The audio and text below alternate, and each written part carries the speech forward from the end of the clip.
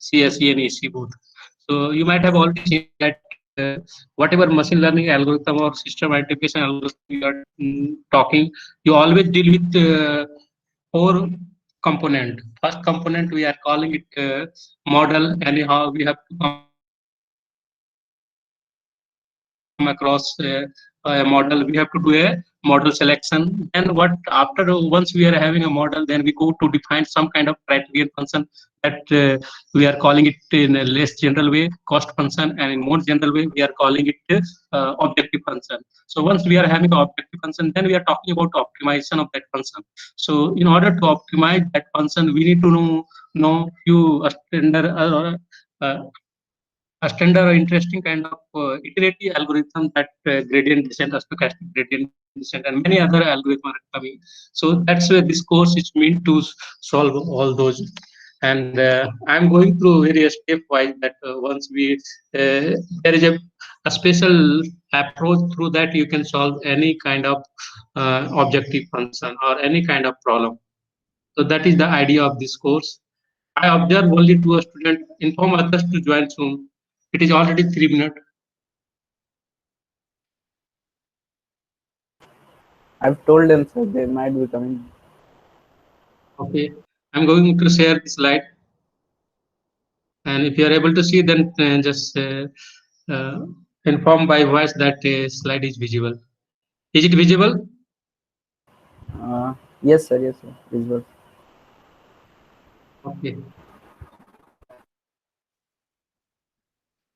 I'm going for dual recording of this lecture because sometime due to network issue, always we are having problem with recording in Google Meet, and that's why I'm going to record it through PowerPoint as well. Okay. Mm. Okay, fine. So today we are going to discuss about quasi-convexity. It is one kind of generalization of convexity of function.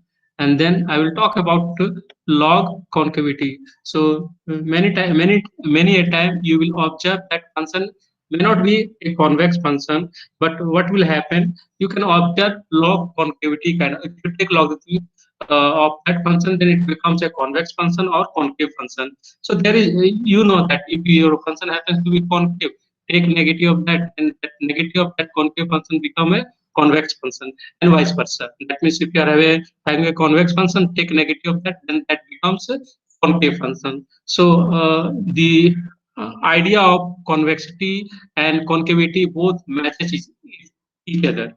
So here this course is only meant for convex optimization. So in parallel also it cover concavity as well.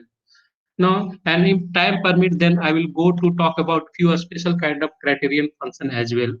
But here, I think quasi-convexity and concavity, I will take several examples from these two segments in order to get a better understanding of these two concepts.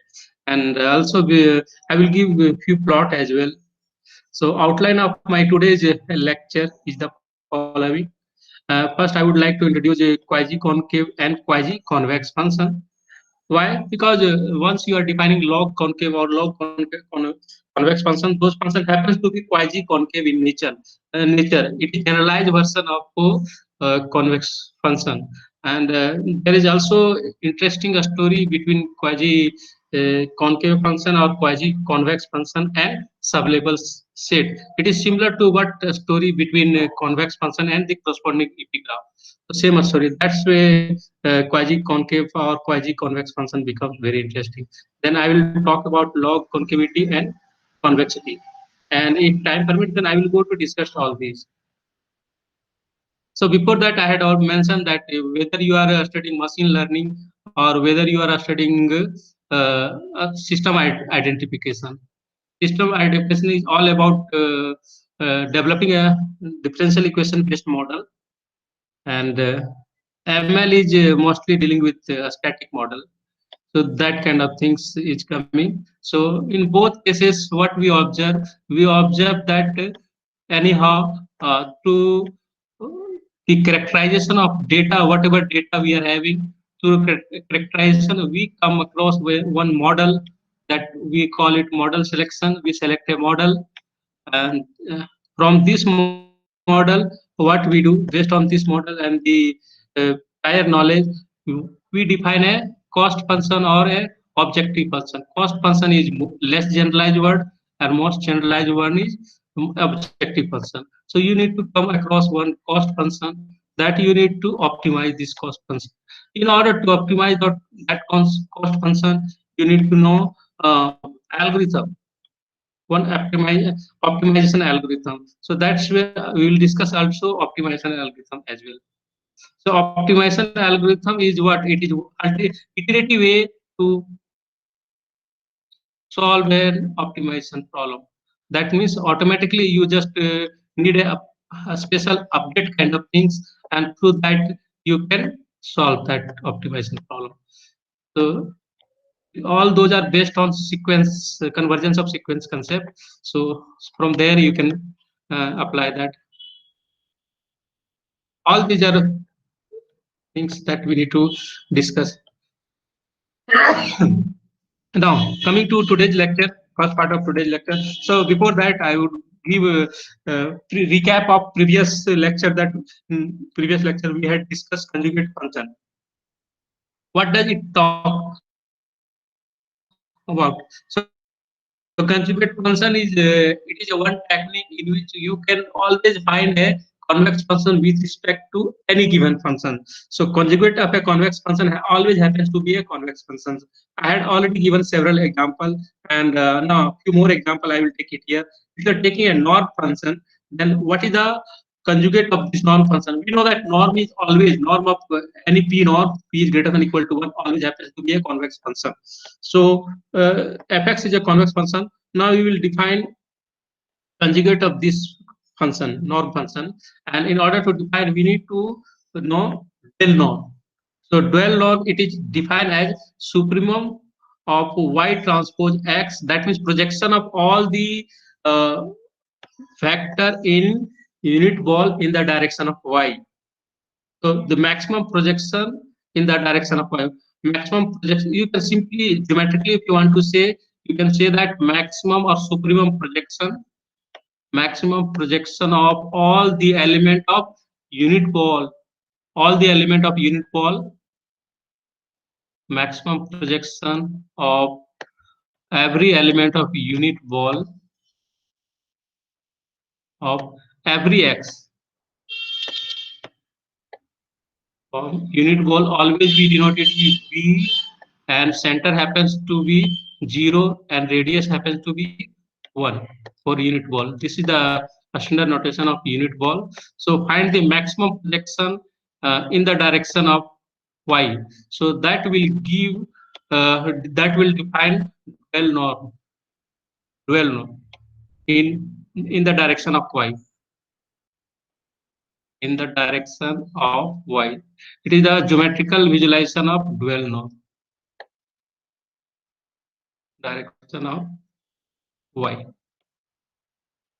So we will find conjugate function of this norm function. Conjugate function of this norm function would be f asterisk of y. It is taking 0 when dual norm of direction y is less than equal to 1, and otherwise it would be uh, this dual norm y, the direction y is not coming from unit ball where the norm is defined by dual norm, then the function is taking infinity. So it is behaving like a indicator function that we had already discussed. Indicator function is that what is definition of indicator function? It says that indicator function is taking 0 when x is coming from the given set s.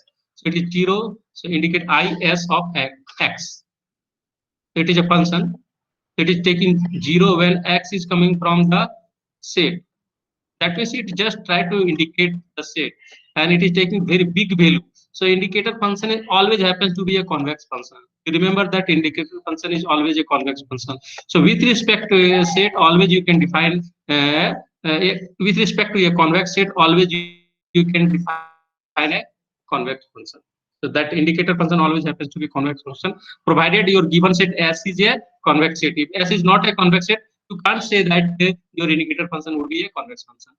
So here, this one is behaving like a indicator function. So conjugate of norm is just, you can say that indicator function of uh, I. I'm calling it B star. B star is, you can say that it is a unit call with respect to dwell norm. Call it B star, unit call with respect to dwell norm. So this is the story of finding uh, conjugate function of norm. So if you want to see the proof how it is coming, so through case wise you can establish this formula, or this dual function or conjugate function, you can get it. So suppose your dual norm is greater than one. In that case, it says that definitely what is the definition of dual norm? It is talking about supremum of y transpose x. That means projection of every x in the direction of y. In that process, definitely there would exist one optimizer z in this uh, unit ball, such that because z is coming from unit ball, so that's why norm of z must be less than equal to 1. And we know that supremum is greater than 1 and z is the optimizer, so this one is the optimum value, so y transpose z must be greater than 1.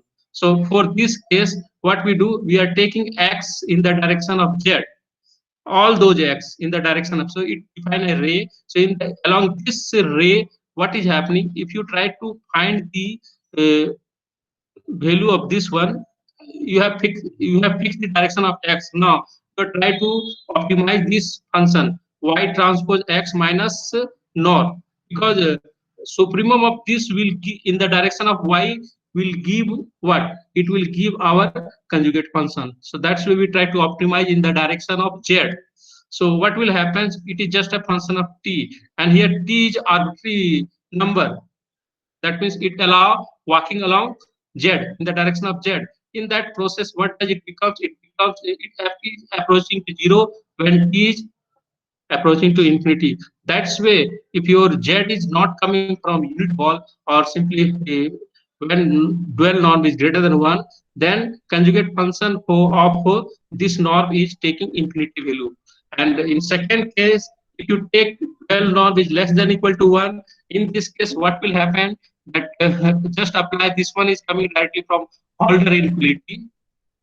Alter inequality says that it is what? It is just a dot product or inner product, whatever you can say. That inner product is always less than equal to product of corresponding corresponding norm of the component. So here it is inner product of two factor y and x. So this inner product is always less than equal to norm of x and norm of y, because y is in dual space. That's why it is taking dual norm. So here you can call this one is coming directly from Holder inequality. It is very famous inequality from analysis. You can look into this because many times in machine learning you need to apply this inequality. So it is Holder inequality.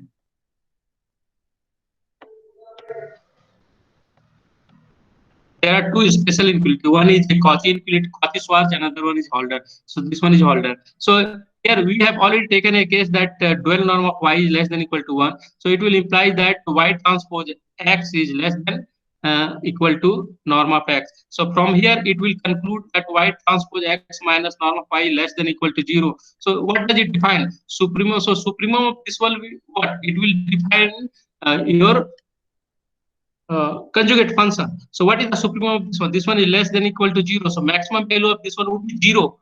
And where you will get maximum? You will get maximum at 0. So that's way, if your norm is dual norm is less than equal to 1, then your conjugate function is just taking 0 value. So that's where this component is coming with respect to case 2, and second, this one is coming with respect to case 1. So this is the technique to find conjugate function of norm. Now, if you take conjugate you define a function which is a square of norm, then your conjugate function square of norm. What does it? It is a little bit quadratic kind of function. It is a quadratic function. So in that, due to that, your whenever you are taking a quadratic function, the corresponding conjugate function will be also in quadratic form. So like we had already taken in last class one quadratic function x transpose q X. So it is always a quality function where Q was a positive definite matrix. Remember that I had told that Q was a positive definite matrix. That means Q belongs to Sn plus plus. Plus plus means positive definite matrix. That means there is only positive eigenvalue Q is having. So if you are taking this one as a quality function, what was the dual of this one? Dual of this one was Y transpose. The just Q will be inverted and it will be Y transpose Q inverse Y. This is the conjugate function of this quadratic function. So that's where similar criteria, since through similar technique you can apply it here, and you can just look in R2. In R2 it is easy to see that it will be just a quadratic function with two terms. So easily you can get this this form, conjugate function of a square of norm. Now, a few more property I would like to talk about conjugate function. What does so Fenchel inequality? It is actually this conjugate function was introduced by a very famous optimization person. That person is Fenchel, and he has introduced one inequality. It says that the X transpose Y or Y transpose X both are commutative in nature. So X transpose Y or Y transpose X, whatever you want to say. So X transpose Y is always bounded above by sum of function and the conjugate of that function. So you are getting a very famous inequality. This inequality we are calling it Fenchel inequality. Another, if your function f is convex and it is closed. Closed means it is simply associated with epigraph of the corresponding function. A function would be called closed if corresponding epigraph is closed, and a function will be called closed when corresponding epigraph is a convex function.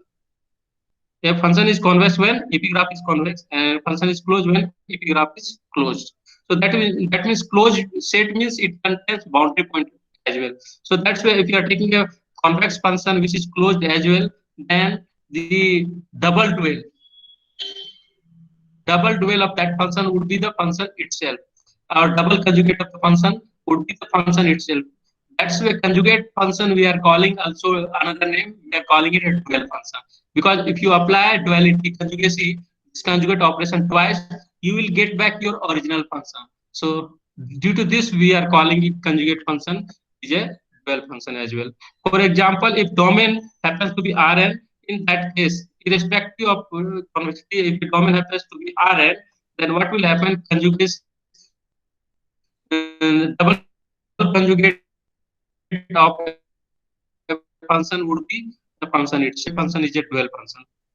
So the conjugate of a differential function, we also called it Legendre transform. It can be defined with the help of gradient of the function. It is gradient of the function f. Here, y in place of y we are taking gradient of f at point x star. So with respect to directly we can get direction of y. Here y you can write in term of the gradient. You can observe that if your function happens to be differentiable, then it is easy to find what is y. Y will be gradient. So you can generalize right like this way. So dual function you can write a conjugate function you can write for differentiable function z transpose a gradient of f at point z, where what is z? Z is z is at which if you find gradient of f, that would be equal to the function. So this is for differentiable function. Now coming to quasi concave function, what does it and quasi concave convex function? So it is a very simple, it is little bit generalization of concave function. So what is happening if you take a function from Rn to R and you will call it quasi convex if or unimodal. Quasi convex another name also you can quasi convex function always happens unimodal. It would have only one uh, modular kind of a structure. If its domain quasi if its domain and in all its sub-level set happens to be convex. So a function defined from Rn to R, which is quasi-convex if its domain and all of its sub-level set happens to be a convex, then we can say that the function is a quasi-convex function. So one example I have taken it here. You can look into here. So this function, what you observe that uh, this function, you can observe that what is name of this function. If you want to ask to plot name of this function, this one is nothing just a square root of modulus of x, a square root of modulus of x. So it is a plot of this function. So here origin has been shifted. So you can say that it is origin has been shifted to 1. So a square root of modulus of x minus 1, you can call it. This is the plot of that. There is no issue. Shifting of origin happening. So you can observe here what is the domain of this function. Domain of this function is R.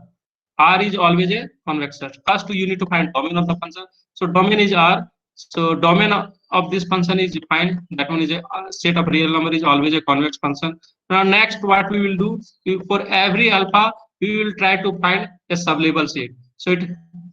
So we will find sublabel set. So we will check in second category. We will find in second step. We will find sublabel set for every alpha. So that means alpha means taking it is a the function you define taking a specific value of function, and you are taking finding the pre-image all those pre-image so that function value is less than equal to alpha. That means you take alpha here, alpha take 2 or 3 something. So if you are taking alpha 3, so here this one is 1, this one is 2 and 3. So alpha is 3 here. So that means you draw a horizontal line, that one is passing through 3. This is horizontal line passing through 3 and find the pre-image of this point, so y equal to 3. So what are the pre-image? So you project it on the domain, it will come here. You project this one on the domain, it will come here. So pre-image of alpha equal to fx equal to 3. You simply, you can call it, it is what? It is the line drawing fx equal to 3. It is taking a pitch value 3. So in that process, what is the pre-image of this function part? So it is coming this interval. This interval is always a interval, always a convex sheet. What would be pre-image of this? So project it here on the domain and project from here on the domain. So this interval would be pre-image or sub-level set. This interval would be this sub-level set for 4. If you are taking 4, then this would be S4. S4 is again a again an interval. So interval is again a convex set. If you take fx equal to 5, then what would be your sub-level set? Your sub-level set would be projected on the domain. This would be your sub-level set. So again, S5 is a convex set. Why? Because it is an interval. So likewise, here for this function, a square root of modulus of x minus y, you always get a convex sublabel set. So that's way this function, a square root of modulus of x minus y is always a quasi-convex, but it is not a convex function. Why? Because if you take any 2 point here and here, and this line segment joining these 2 points is not in the epigraph of the function, it is out of the epigraph of the function. And another way also you can say that it is not having a positive curvature. That's why it is not a convex function, but it is a quasi-convex function. So that is the criteria of defining quasi-convex function. So a quasi so this function you can call it is a quasi-convex. Quasi-concave. What is quasi-concave? So take negative of quasi-convex, you will get a quasi-concave function.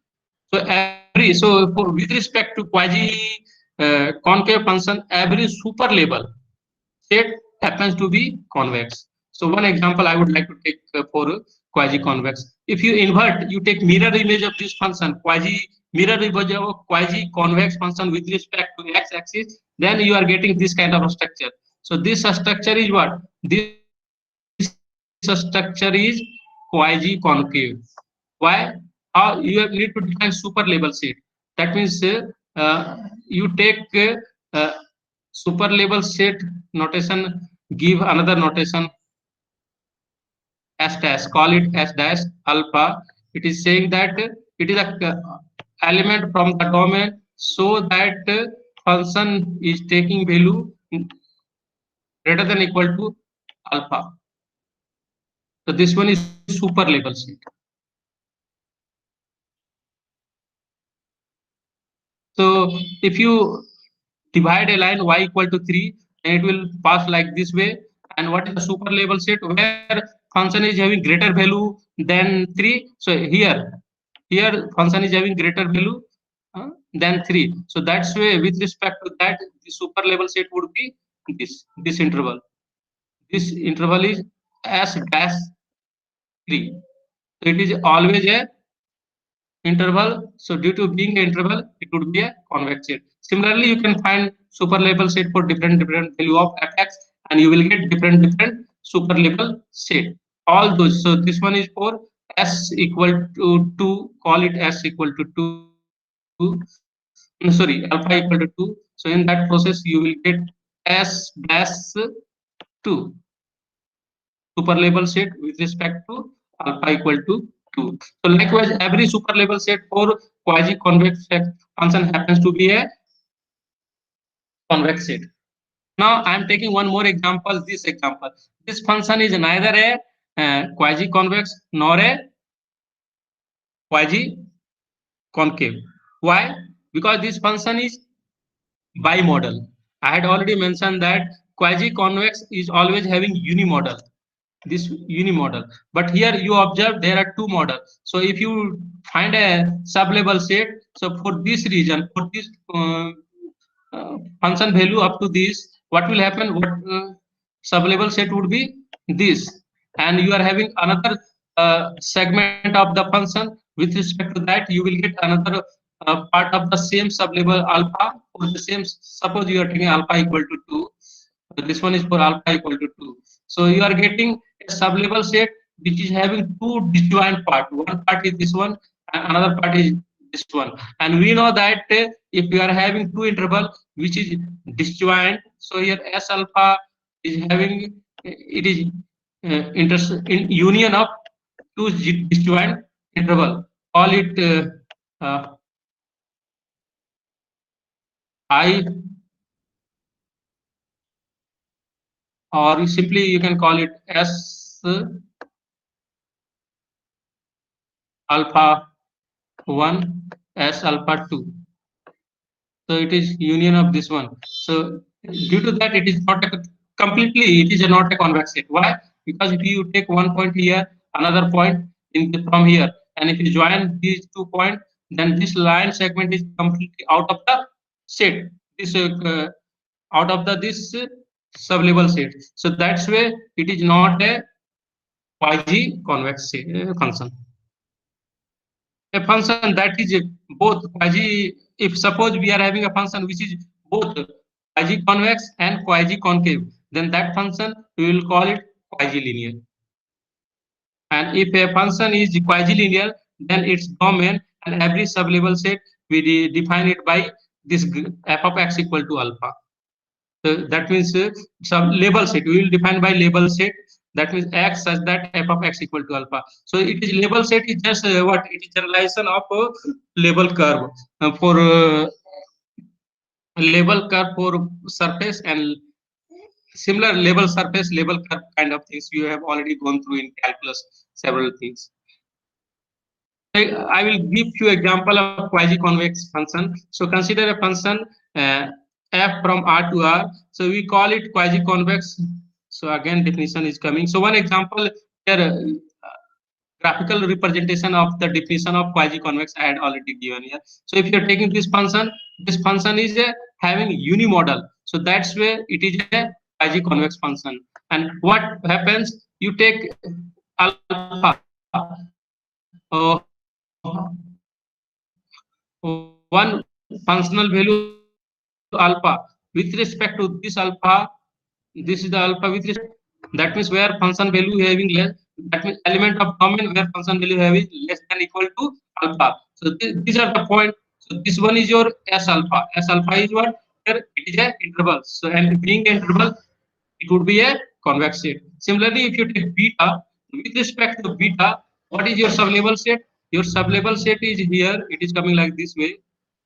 Here, project it in the domain. So sublabel set would be always in domain. So uh, uh, it will be this interval. It will keep on going because function is always in this region, in this part of domain. Function is always behind uh, beta. So that's way for beta your sublabel set would be what? It would be an open interval like this way, minus infinity to c. It will go up to C. And for alpha, what is your sublabel set? It is what? It is taking at this point is the image of A and this point is the image of B. So your for alpha, your sublabel set is the closed interval A to B. So these are the sublabel set. So always you will get a convex sublabel set for every value of real number. Always you will get a uh, convex sublabel set with respect to a quasi concave function. Another example here I have taken. So logarithmic function. If you take logarithmic function, it is quasi convex as well as quasi concave. So that's why logarithmic function is a quasi linear function. Why? What is the plot of logarithmic function? So log x, it is taking, this is the plot of logarithmic function at when x is approaching to 0, log x will approach to negative infinity. It will go something like this way, negative infinity. So this one is a quasi convex as well as quasi concave. How? Similarly, what you do, take any alpha and then define sublabel set. With respect to this alpha, what would be sublabel set? So project it in the domain, it would come here, and project this one in the domain, it would come here. So that means just project it here. So what is the sublabel set for this alpha? It would be uh, for this alpha s alpha. I am directly writing it is a open interval 0 to this point. Call it A. It will go up to A. Here A, you put a close. If you take any other alpha, if you take even this side, there is no issue. Always you need to project it, call it beta. So with respect to beta, your sublabel set as beta would be what? Again, it would be an open interval which is open in at 0 and close at pre-image of this beta here. Call it B.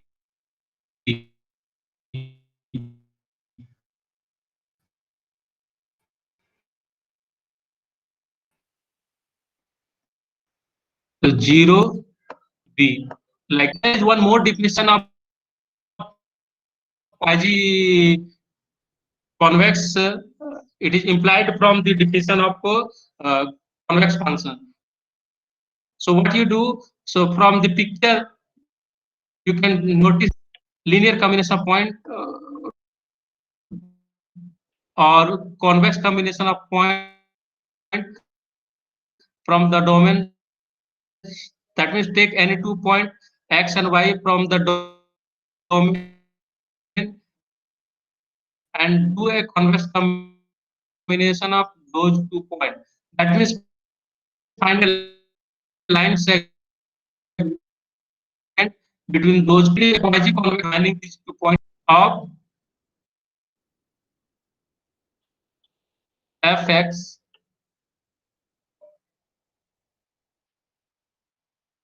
and fy, whichever would be maximum, which the image of this line segment would be always less than equal to that maximum value. This is another definition of uh, quasi-convex function. Like here, in the plot it might be already visible. So if you are drawing a plot of modulus, a square root of modulus x square. So this is the plot of a square root of modulus of x. So what kind of function? This one is a quasi convex function. Why? Take any 2 point x and y, find the line segment and take any point from that line segment. Definitely at this point here, this one is fx and this one is fy. So call it, so sorry, so this one is for fx, and suppose y, with respect to y it is taking lower value. This one is fy. So always you can observe that here f at point x function is having greater value, and at y function is having lower value. So whatever point you will take between x and y, always you will observe that the image at that point would be always less than equal to maximum of fx or maximum of y. In this case it would be less than maximum of fx, less than fx.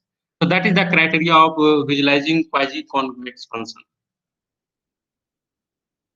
So one more example is ceiling function.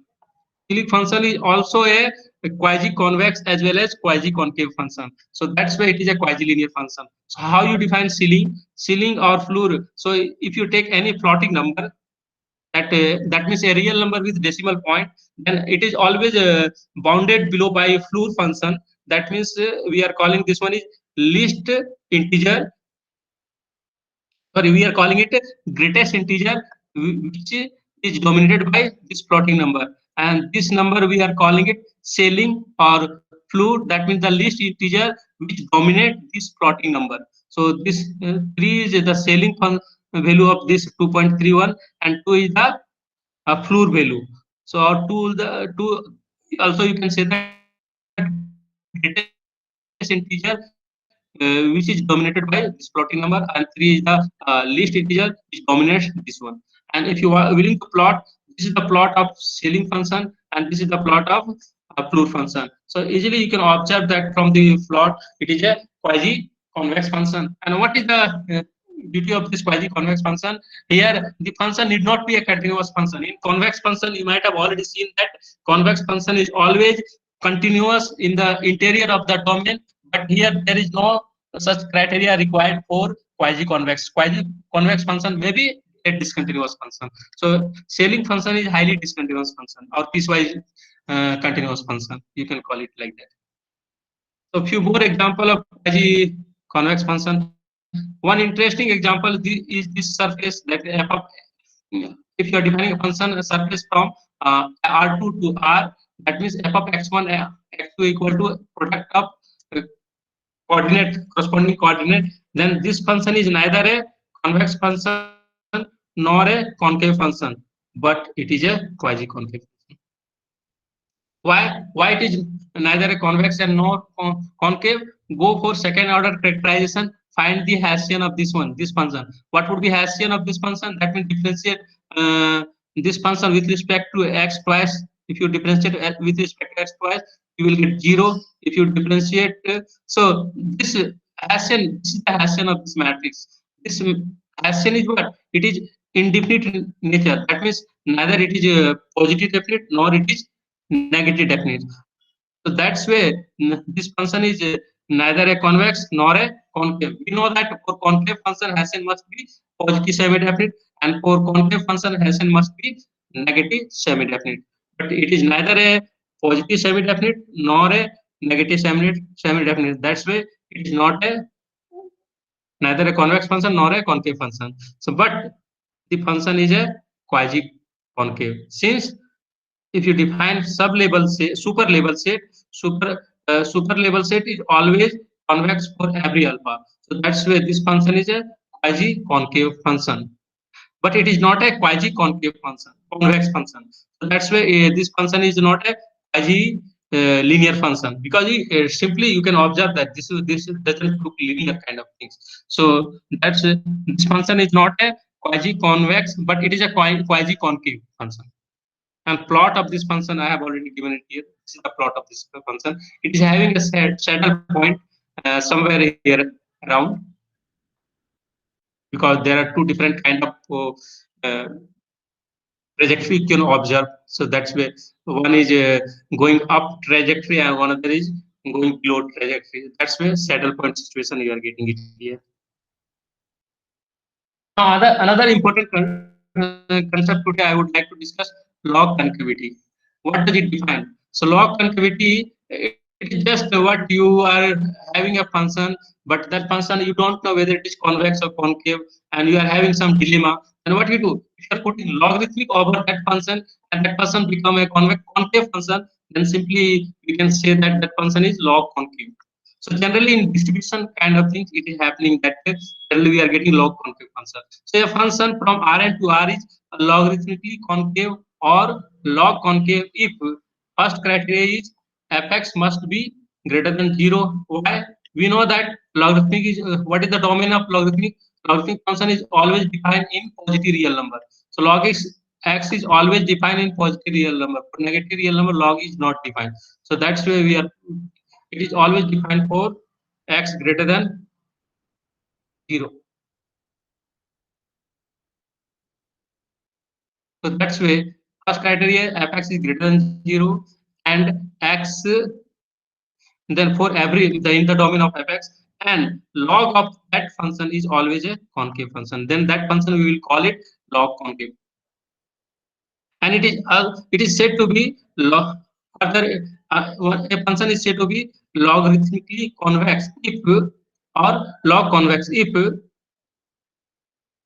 further, if you apply log function over f, and that happens to be a convex function. So thus, we can say that f is log convex if and only if 1 by f is log concave.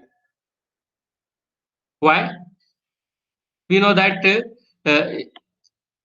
if f is a convex function, then f is convex, then negative of f would be concave. Similarly, if f is concave, then negative of f would be convex. So here log of f, suppose if we are having a function, so that log of f is concave. So if you take negative of this, then that becomes convex. So negative of log f, it becomes what? If you simplify negative of log f, then it will take what? It is talking about log of 1 by x f.